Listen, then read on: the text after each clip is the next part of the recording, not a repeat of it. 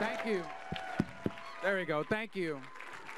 I want to introduce you to my family. They've been with me here the whole week. You know that these kids really wanted to see, they prayed for snow. I told them, don't do that. New Hampshire doesn't want snow. And they got snow, so now I'm asking them to pray for Tuesday night. But this is my wife, Jeanette. We've been married 17 years. And God has blessed us with 4 wonderful kids. Amanda's our oldest, say hello, Amanda. And then Daniella. And then Anthony. And then our youngest, Dominick. I don't know if you can see him back there. Let me hold him up for you. And I think does anyone want to speak on my behalf today? No. All right. I'm so glad they were able to join me here. I'm not going to make them stand here the whole time, so I guess there's seats for you there. But I'm just grateful that they've been with me all week, and we're going to talk about that in a moment. So thank you guys for coming and being a part of me today. I say thank you because it's Sunday morning. I think they wanted to sleep in. You did too, yeah. Well, I'm glad you. No, not me. I'm ready to go, and I'm excited to be with you guys. And I'm so glad they were with me this week. And I said this last night at the close of the debate. Having them with me this week has helped every single day vividly remind me of what this election is going to be about. Here's what it's going to be about. What is America going to look like when they're my age? I see some kids here today. What is America going to look like when they're my age, when they're younger, when they're a little older? What's America going to look like in the 21st century? I can tell you what it's going to look like if Hillary Clinton or Bernie Sanders wins. And you're not going to be happy with what it's going to look like. Here's what it'll look like if they win. It'll mean Obamacare will have become permanent. It'll mean that all these unconstitutional executive orders became permanent. It'll mean that since the time they were elected, because the next president's going to appoint at least 2 to 3 people to the Supreme Court, you're going to be getting people on that Supreme Court that are going to undermine the Constitution, not support it. It'll mean that our standing in the world will be weaker, not stronger. That's what it will mean if they win. That's why they cannot win. That's why we must win this election. Because what's at stake is our identity. Most elections are a choice between a Republican and a Democrat, one more conservative, one more liberal. This election is so much deeper than that. This election is a choice. It's a referendum on our identity. What kind of country will America be in the 21st century? Because we know what it's been up to now. It's been the greatest nation in the history of the world. We cannot say that enough.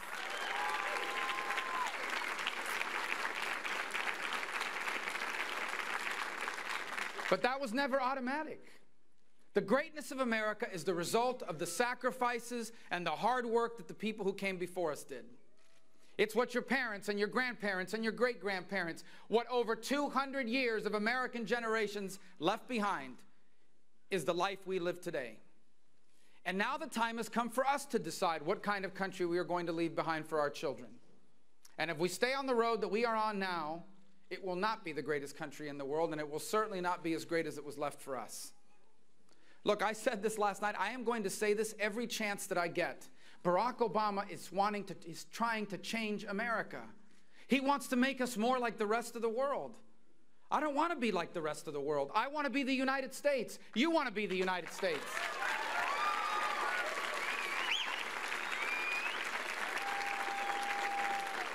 And if anyone doubts that this is an effort to redefine our country, Obamacare is an effort to put the government in charge of your health care.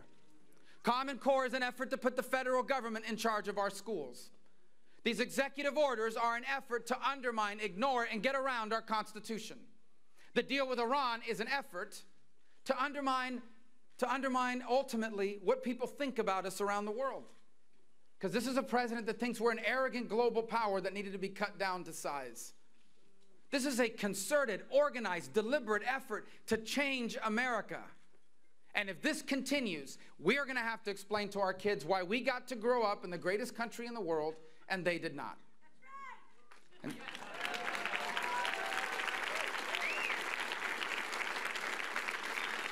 but it doesn't have to be this way. It doesn't have to be this way. There is another road before us. And it is one that allows us not just to keep America the greatest country in the world, but to leave our children the freest, the most prosperous Americans that have ever lived. But we have one last chance to get it right.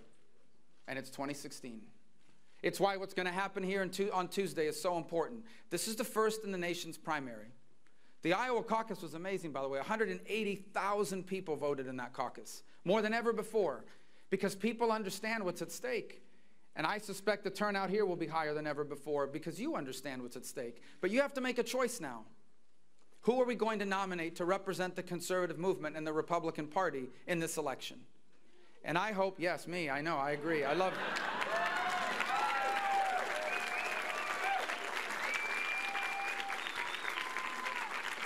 I love my positive hecklers. My positive hecklers are great.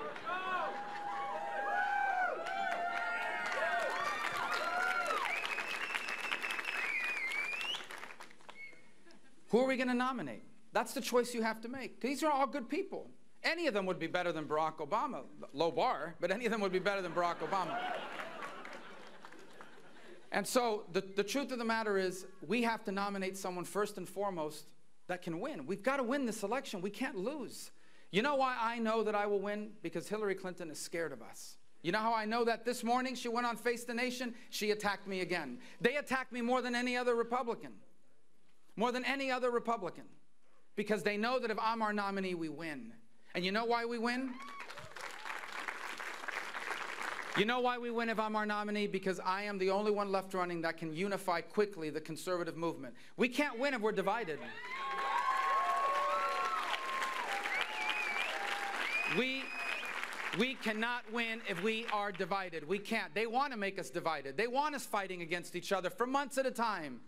They want us arguing with each other into October, into November. That's what they want. We will not allow that to happen. We must unify this movement, but that's not enough. We have to grow it. You know how we're going to grow the conservative movement? We're going to take our message to people that haven't voted for us before. We're going to take our message to the millions of Americans who are struggling, living paycheck to paycheck, because for a long time, the left has been telling them, conservatives don't care about people like you. They only care about the very rich. Well, look at the Obama years. Record number of people on government dependence. Record number of people living in poverty. Record number of people have dropped out of the labor force. They're not even looking for work anymore. We need to take our message to them. And I can do that. I can go to people living paycheck to paycheck because Hillary Clinton can't lecture me about people living paycheck to paycheck because I grew up paycheck to paycheck, because I've lived paycheck to paycheck.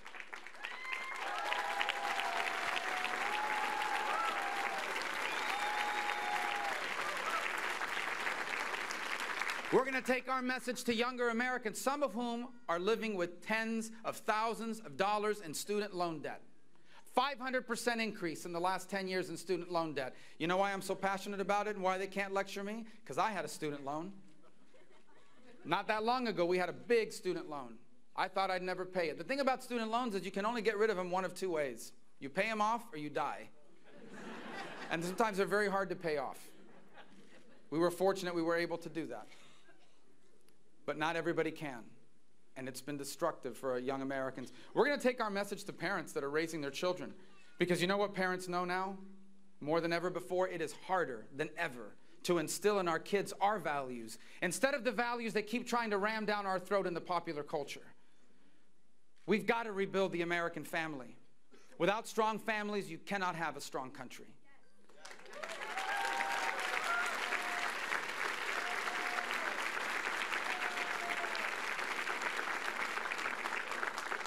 If we do these two things, if we unify the conservative movement and the Republican Party and we grow it, we win.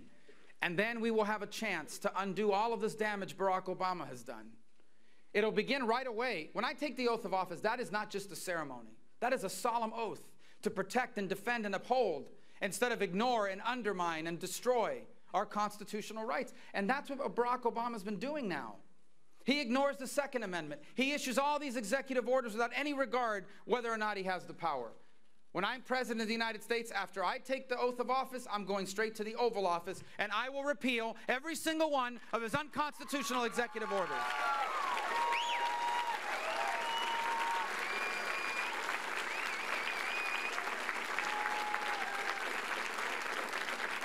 When I'm president, we're going to have a president that once and for all tackles the debt.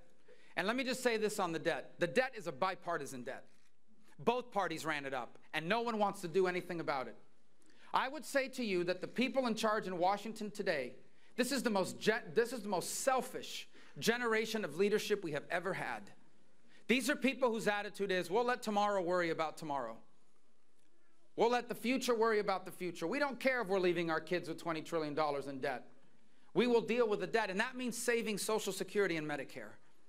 And those are important programs. My mother's on Social Security and Medicare. Millions of people in Florida, you may not know this, there are a lot of people in Florida on Social Security and Medicare. They're going bankrupt. The good news is we can fix and save those programs. I have a plan to do it. We don't have to change anything for the people that are on it now or are going to retire in the next 10 years. But your next president better be willing to tell us the truth. And the truth is, if we do nothing, they go bankrupt. The truth is that they're not going to look the same for me as they did for my parents. I may have to retire at 68 instead of 67. If I was still in the Senate at that time, I would be among the youngest members there. But we've got to fix these programs or they go bankrupt. We've got to get rid of Obamacare. And everyone running for president is going to tell you that as a Republican. I'm the only one that's ever done anything meaningful about it. I led the effort to wipe out the bailout fund.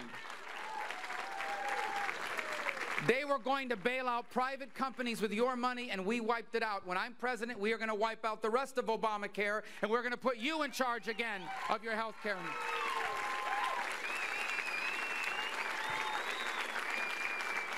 We're going to deal with immigration once and for all. Look, my parents were immigrants. So were my grandparents. So were my wife's entire family. So are all of my neighbors, and I grew up in a community of immigrants. And as the son and grandson of immigrants, I know immigration policy has to be first and foremost about what is good for America and Americans. And I'll tell you what's good for America and Americans. Keeping ISIS out of America is good for American and Americans.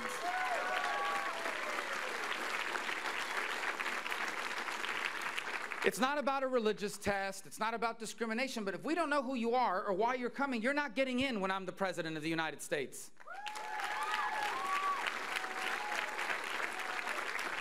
We're going to secure our border once and for all. That's not anti-immigrant. That's what sovereign countries do. And we know what it takes to do this. We need more border agents, at least 20,000 more. Not 20,000 IRS agents, 20,000 border agents. We need 700 miles of walls and fencing. We need mandatory E-Verify, so if you're here illegally, you can't get hired. We need an entry-exit tracking system to keep people from overstaying visas. And until all of that happens, all of that's in place, and all of that is working, nothing else is going to happen. And after that, we're not going to have amnesty. And criminal aliens are going to be immediately deported. And sanctuary cities, when I'm president, will lose their federal funding.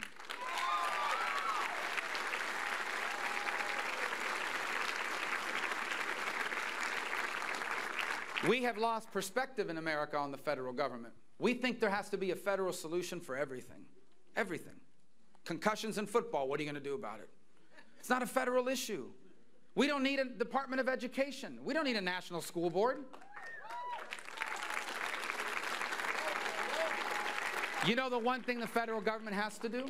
It's the most important job of the president, to keep us safe, to be the commander-in-chief.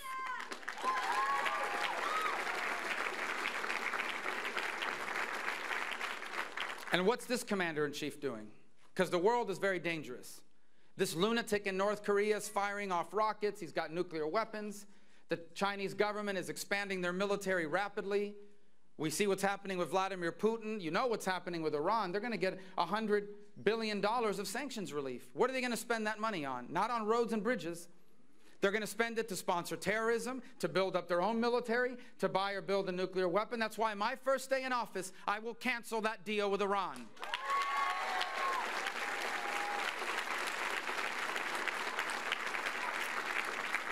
And then ISIS.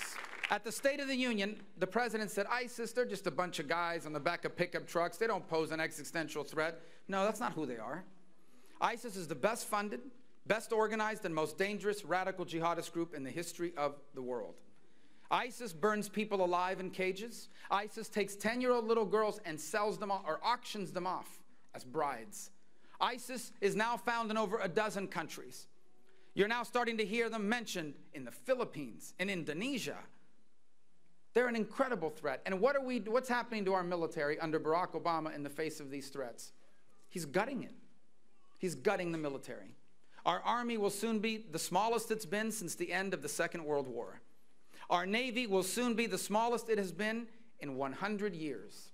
And our Air Force is about to become not just the smallest, but with the oldest airplanes it has had ever. That is what Barack Obama is doing to our military. And not only does that make us unsafe, that's unfair to the people in uniform. Because we're still asking them to fight for us. We're still asking them to go into harm's way, but with less equipment, less pay, and less people alongside them. It's unfair, and it's unsafe. That's why our next president must rebuild the U.S. military. When I'm the president of the United States, we're not cutting our military. We are rebuilding the U.S. military because the world is a safer and better place when America is the strongest military in the world.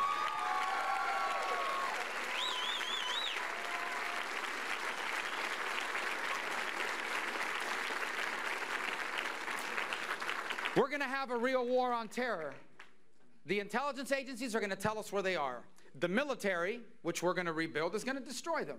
And if we capture any of these terrorists alive, they're not getting a lawyer or a court hearing in Manhattan. They are going to Guantanamo. We're going to find out everything they know. And we will take care of our veterans when I'm president. We will take care of our veterans.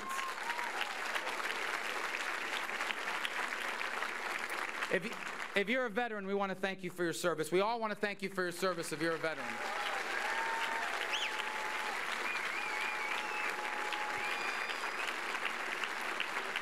By the way, a lot of veterans become police officers and firefighters, and they are now serving our country again. They are the front line. They are the last line between a dangerous criminal and our families. If something goes wrong today, that's who we're going to call, and they're going to respond, and they are willing to die before we do. And so we are sick and tired of hearing and reading about how bad the police is. No, we are grateful for them, and we thank our police and our firefighters and their families.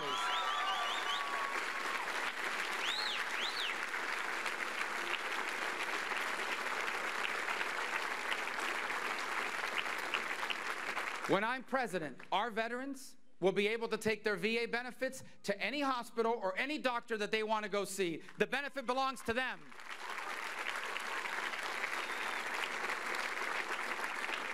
So in a moment, we're going to get to your questions. I look forward to answering them.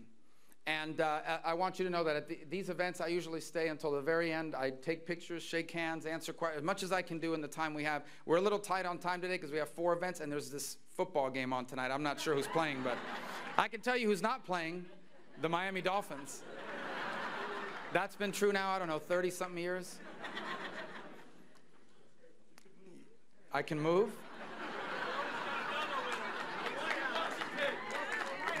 No.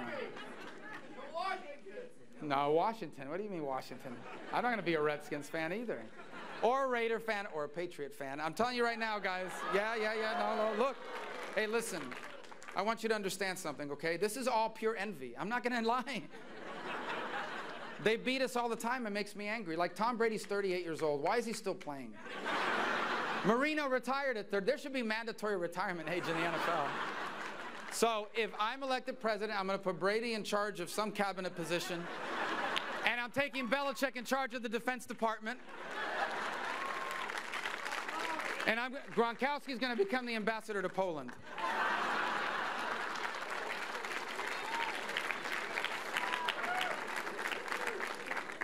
That's not a joke. I'm serious. We're going to offer these things to them. And then suddenly the Dolphins may win the AFC East. We'll see. But anyway, so I'll be constrained a little bit, but I want to see as many of you as I can, and I want to answer as many questions as I can. So let me just close with this. I'm here to ask you for your vote. I know you have a lot of choices, but we can't lose this election. We have to nominate someone that can win by unifying us, and not just our party, our country. Because there's one more problem with this president. There's a long list of problems with him, but there's one more. He divides us against each other on purpose. He made a decision, I think about, I don't know, a year into his presidency, that in order to get reelected, he had to figure out how to pit 51% of Americans against the other 49%. And the result has been a real disaster. That doesn't mean we're not going to have differences. We're going to have differences. We're a free nation. We're an opinionated people. But there's a difference between saying we have differences of opinion and we're going to have a president that divides us against each other. When I'm president, I'm going to be president of all Americans. That includes the people that don't agree with me.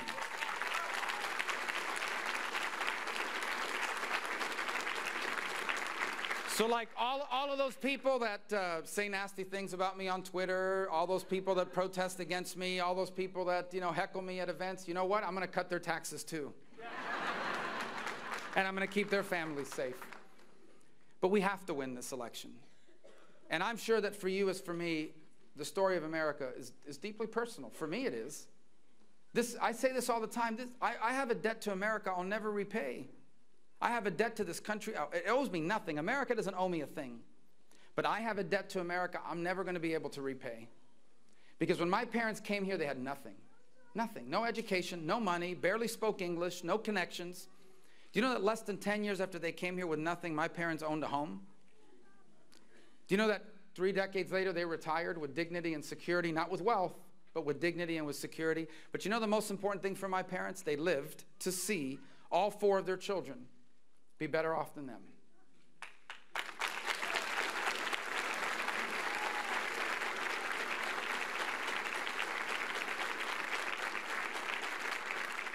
You know how common that is here? I bet you, right now, standing here today, almost every single one of you has a story just like it. Every single one of us is 1 or 2 generations removed from someone who made the purpose of their lives to give us the chance at something even better. This is who we are. Whether it was what your grandparents did for your parents, or what your parents did for you, or what you're doing for your kids now.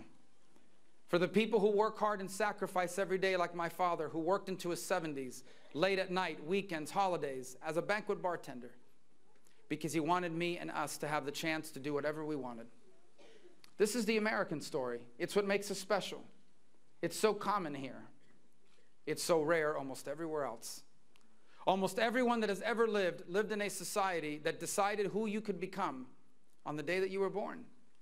If your parents were rich, if your parents were famous, if your parents were connected, you had a shot.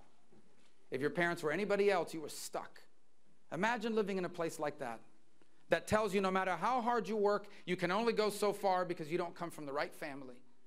You don't come from the right background. How foreign is that to us? Well, that's what we're trying to preserve. That's the American dream that we're trying to leave behind. And that did not happen by accident. The reason why this has been such a special and unique country is because the people that came before us did what they had to do. For over 2 centuries, each generation of Americans confronted their challenges. And now the time has come for us to do the same. And we will if I'm our president. If you elect me president, we will confront our challenges.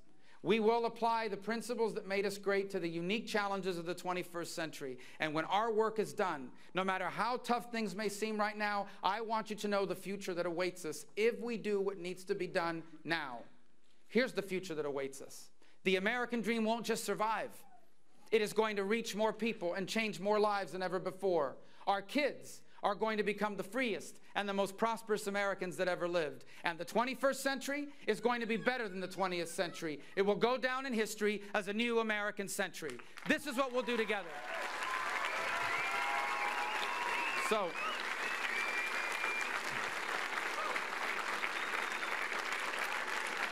So we have this gentleman with the flag and a microphone, and this young lady with the flag and the microphone. If you will find them, just so everybody can hear your question, because if you ask it without the microphone, then I have to repeat it, and I may not repeat the same question. Depends on whether I like it or not. So, the Supreme Court. Yes, sir. Tell me about the type of people you want to put on the Supreme Court. Yes, Justice Scalia, Justice Thomas, judges that understand that their job is not to reinterpret the Constitution, manipulate the Constitution, or create loopholes in the Constitution. The job of a Supreme Court justice is to apply the Constitution of the United States as originally intended by the founders of this great land.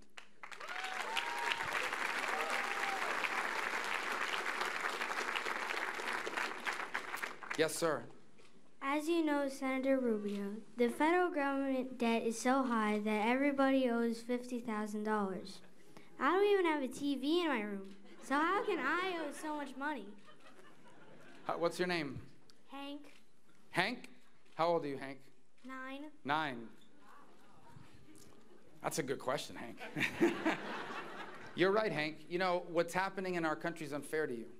We have people in Washington that don't care right now. Their argument is, you know what, I don't want to deal with this issue Hank just raised because I may lose my next election. So we'll figure it out eventually, but just not now because I got to get reelected. And it's been happening for way too long. And one of the reasons why it's happening is because the federal government has nothing to stop it from keep spending money. You know, they can keep printing money, they can keep borrowing money, but not forever. But they've been doing that for a very long time under both parties, although sadly under this president, he has grown the debt more than every president before him combined. But the other thing that's driving this debt, you know, in less than 5 years, 83% of our budget, 83% of the federal budget will be made up of 4 things: Medicare, Medicaid, Social Security, and the interest on the debt. That means with the other 17%, we're going to have to fund our roads and our safety net programs and the U.S. military and everything else the federal government does. That's not sustainable, guys. That's a debt crisis. Let me tell you what's going to happen. The people we borrow money from, one day they're going to say, I'm not sure if America can pay us back. We're either going to stop lending you money or you have to pay us more interest.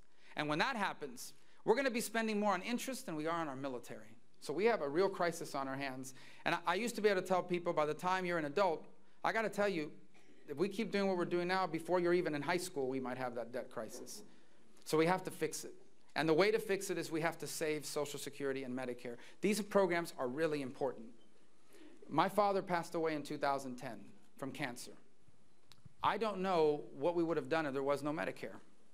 It provided not just his care, but ultimately his hospice care that allowed him to die with dignity and with security.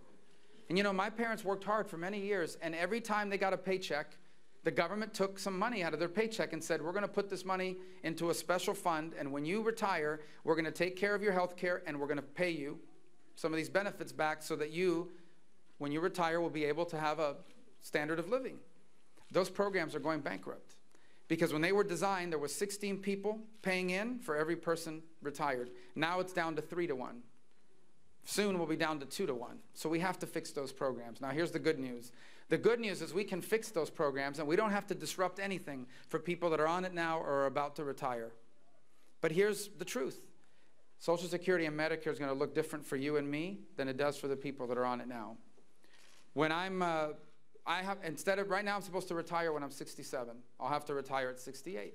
If I've made a lot of money, my Social Security is not going to grow as fast as someone who made less money. Medicare could be the option of taking my money and using it to buy a private plan that I like better. We have that now somewhat. It's called Medicare Advantage.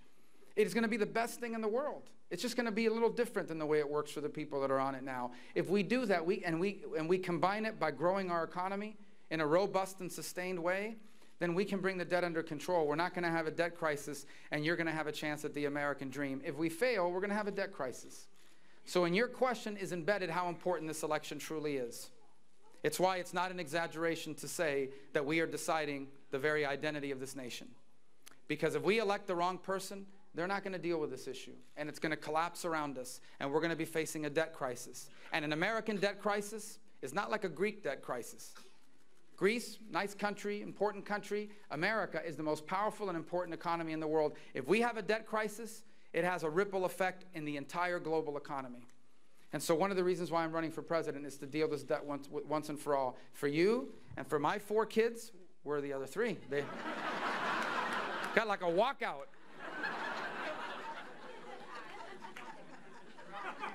They are campaigning, yeah. For them and for you and for everyone in this room, I want those programs to exist. I don't want my mom to have to go through any disruptions because she's 85.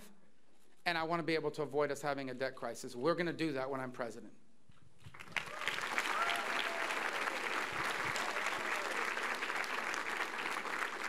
Yeah. As president, will you stand up against the corporations that are now starting to make billions of dollars in profits from the massive transfer of spending that the Pentagon is undertaking, transferring spending into renewed spending on nuclear weapons, weapons which endanger us all and only enrich the corporations? Well, we're going to modernize our nuclear arsenal when I'm president. And we're going to modernize it because China's modernizing theirs and Russia is modernizing theirs, because North Korea now has nuclear weapons and Iran will soon have them, because Pakistan and India have nuclear weapons. And the truth is that the reduction of our military capabilities, even in the nuclear realm, is actually going to make us more dangerous. If a country ever thinks they could win a nuclear war, they may actually launch one. What kept the world from having a third world war, a nuclear exchange, is that the Soviets didn't want to die, and neither did we. And neither one of us believed we could survive a nuclear war. And so neither one of them undertook it.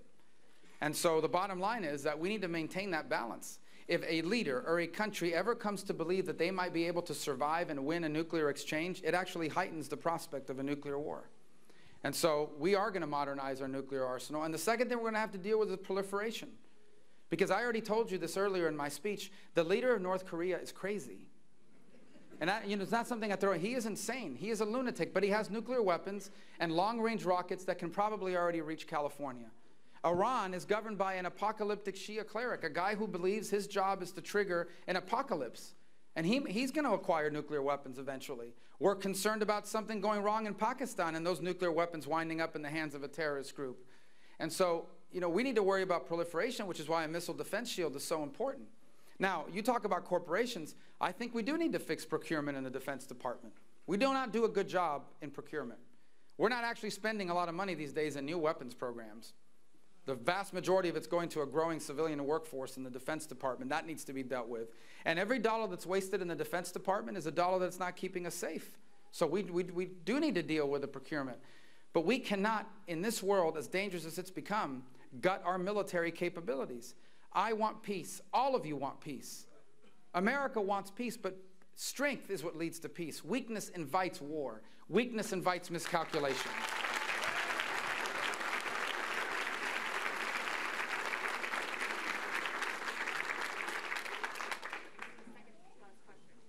Yes, sir. Thank you for your service. Air Force retired. Is that you? Yes, it is. Thank you. Is that on? That's actually, Marco, related to two statements I'd like to make. Number one is, when you become president and you re-equip the United States military, I want you to let them do their job. Yes, sir. Right. And the second thing I ask is a favor. You've got my vote if you do one thing. Yeah. And that's when you become president, you will not pardon Hillary.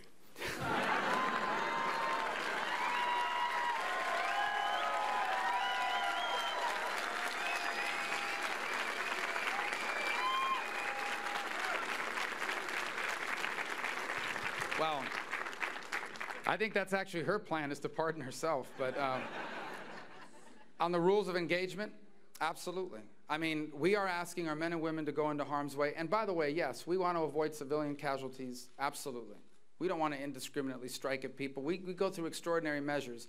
But here's the thing. You should not be committing forces to a military engagement if you are not providing them not just the rules of engagement, but also the equipment that they need, the resources they need to win.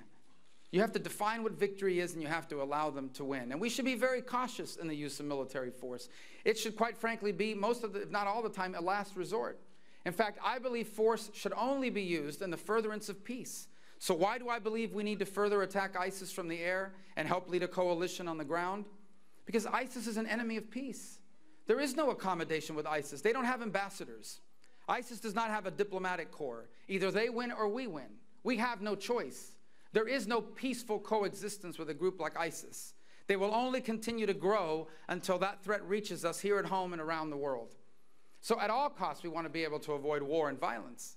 I don't know anyone here who's in favor of war for the sake of war. But sadly, we live in a dangerous world where evil still looms. And when that has to be confronted, we must give the most powerful military in the world the rules of engagement and the resources they need to win so that peace can prevail.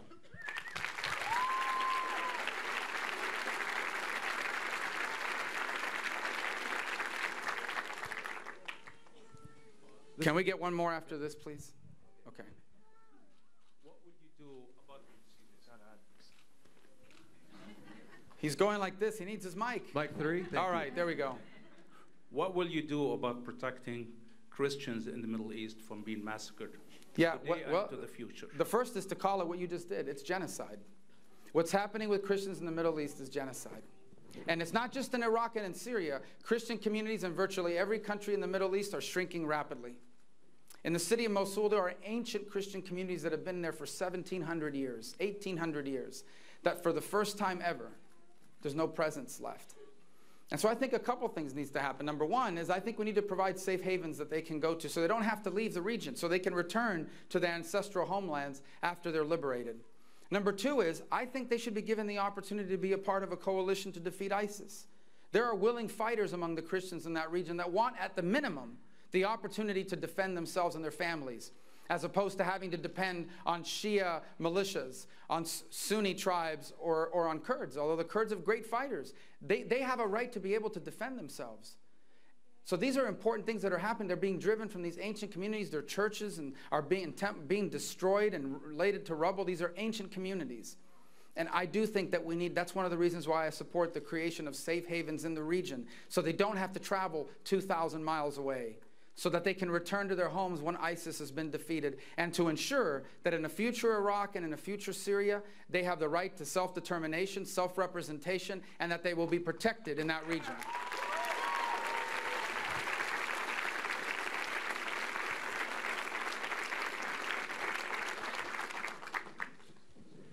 Good morning, Senator. Good morning.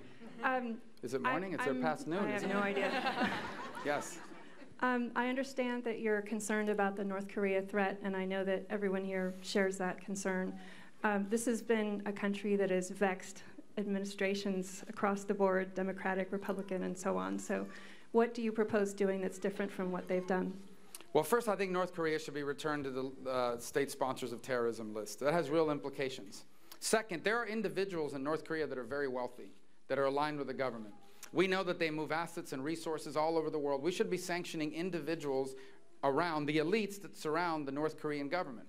North Korea has really no real economy, but it does have a cadre of very elites that are very wealthy and are moving their money and traveling around the world. We should go after their resources as well. The third is we need a missile defense shield. We need to be able to protect this country from a launch of long-range missiles from North Korea. And that's why working with Japan and South Korea is so critical. The Japanese in particular have a very capable Navy.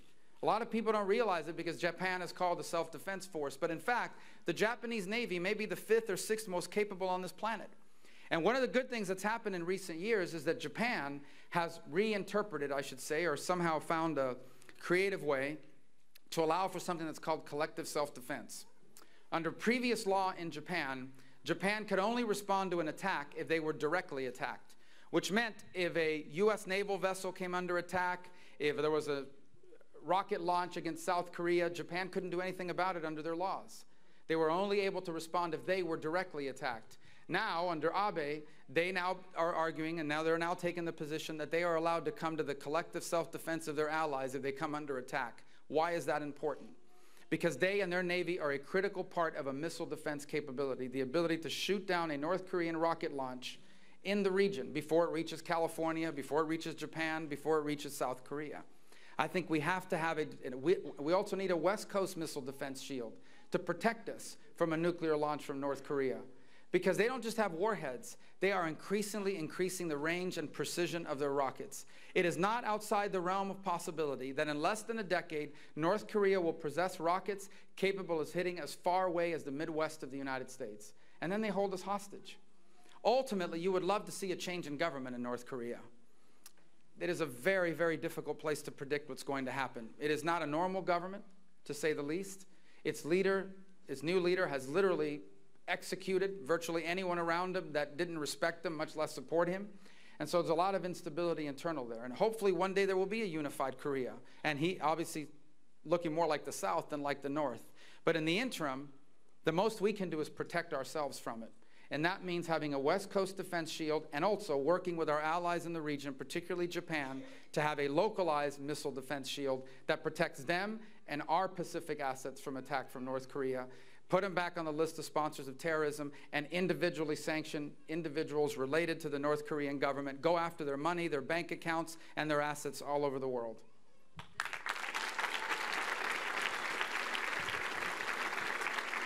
And I'll need to wrap up the question portion because I've got to get to my next event. So I just want to close by thanking you for being a part of this and thanking you for being here today, and once again asking you for your vote.